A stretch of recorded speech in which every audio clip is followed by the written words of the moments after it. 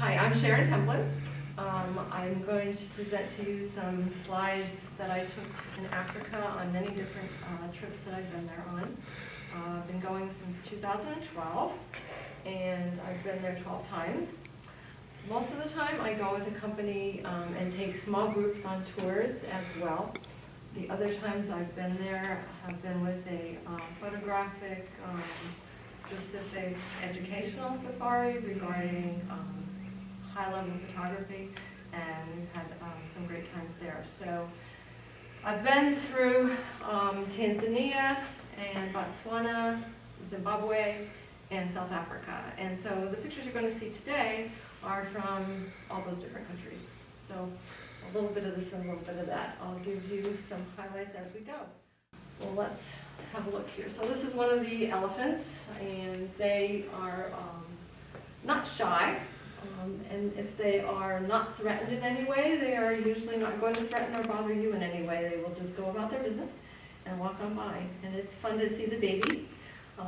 Babies, if they are about that size, they're just below mommy's, or about the level of mommy's belly.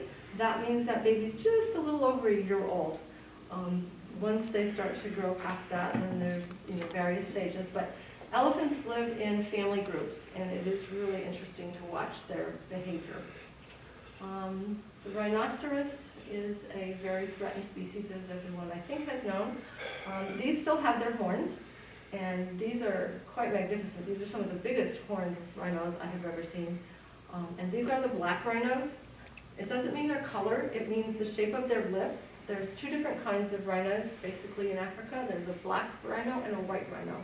The black has a pointed lip, and they are more browsers, and they'll eat more of the vegetation at their level of their mouth, whereas the white rhinos, which means wide-lipped, not white, you'll see them later, an example of that, and they are grazers, and they will eat more on the grass. Like a mom, they do, we will see an example of this later on as well. Some feel that they should dehorn the rhino. There's controversy about that because when they dehorn the rhino, they feel that the poachers won't want them anymore. However, there's a caveat there because the poachers will track a rhino for a week.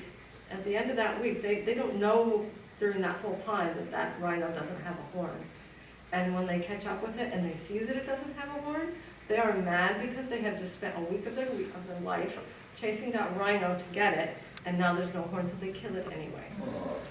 So it's very devastating, but again, so they're not really sure that taking the horns is the right thing to do, but they do it a lot, and it's become a pretty big practice over there. Anti-poaching units are everywhere, and they're using drones, but so are the poachers using drones. So she's gorgeous. Hippo, Sally Pink Feet, we called her. She's got these pink feet for some reason. We don't know. That was just her coloration. She was quite a girl. Hippos are fun. Hippos come out during the night to feed, and they feed on the vegetation in the areas, and they like particularly water areas. That was mine. As I said, that can't be me. So during the day, they're in the water, and the pink coloration to their skin, we'll see some more later, is part of their sun protection, their sunscreen. So that's how they protect themselves during the day from the heat, is stay in the water, and then at night they come out to feed. So these are a couple of cranes in the Ngorongoro crater in Tanzania, and they are huge birds. When they're wingspan, they're like 6-8 feet wide. They're huge. Quite amazing. This is a wildebeest, and it's a blue wildebeest, and this is giving birth. Giving birth. Oh, Yeah. We waited on her for about an hour. We knew we could see she was in labor. We were waiting on her, and she was with the herd, and they kind of all mulled around her and kind of stayed around and protected her, and she had her baby. Now wildebeests and zebras, both of those have to be up. As soon as they're born, they must learn to stand up on their own because they need to immediately get back with the herd. Their worst, most vulnerable time is when they're first born. The hyenas, the jackals, they will come and and try to get them before they try to stand up. So the mama will encourage them immediately to stand up. She gets them cleaned off, and once they stand up, they start walking. When they do, they're a bit rickety. They stand up, they fall down. They stand up, they fall down. You know, you see, they're pretty funny, but they can get up really quickly. And these are a couple of stallions, zebra stallions, and again, just kind of like those Impala were doing their little sparring. These guys run around and do their impression of the male stud program. So they're kind of fun to watch. This was real early in the morning. This was another group of babies, and they were so much fun to watch. They must have just woke up, and they were all full of energy. And they were all over mama. They were all over each other. They were doing cartwheels. They were doing this with each other.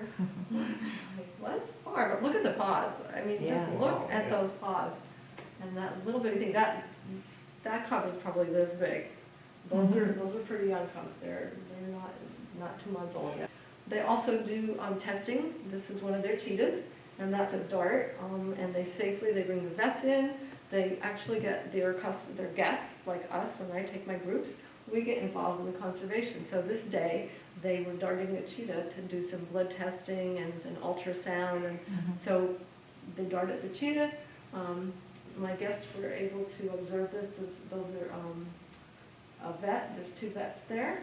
They protect the animal. They monitor their heart, their vital signs, and their oxygen. So my guests were able to help carry it over to the place where they were going to do the testing.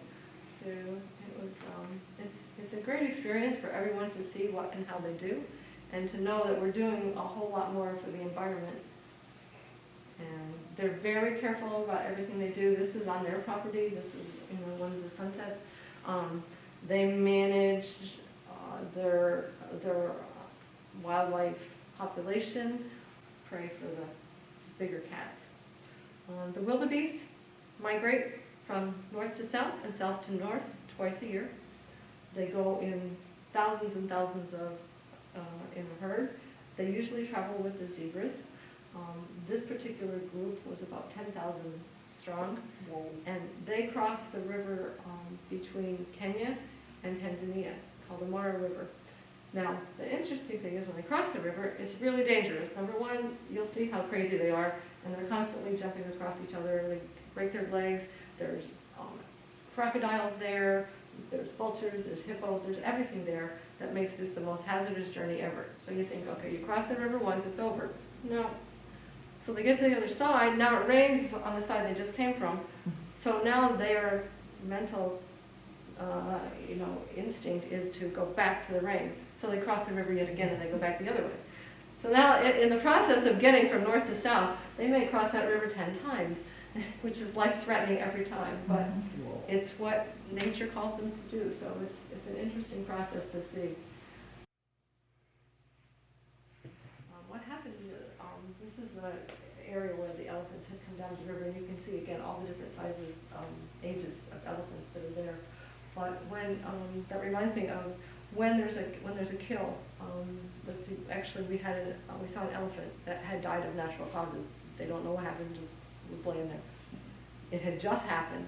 So the next day, we got to witness the progression of how things go. So the first thing that happens in the morning, the lions come, and the lions are the only ones that are eating. There's maybe 10 different lions, mommies, babies, everything. And they spread around the area, they eat, they lay down, they rest under the trees. So that day, you start to see the vultures coming, but they're in the trees. You see the jackals hiding behind the bushes, but they won't come out, and the hyenas.